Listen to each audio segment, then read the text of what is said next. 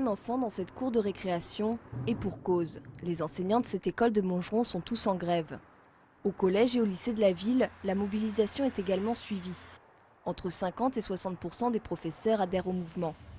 Au fil des années, les profs déplorent la dégradation des conditions de travail et surtout la diminution du nombre d'heures de cours attribuées à chaque matière. Pour eux, la suppression de 14 000 postes supplémentaires à la rentrée va empirer ce phénomène.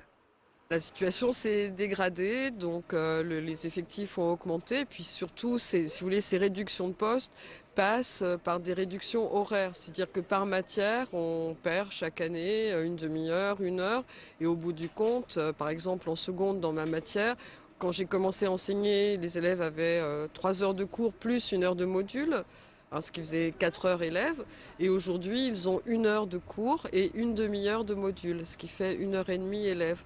Autre cheval de bataille, le projet de réforme de l'évaluation.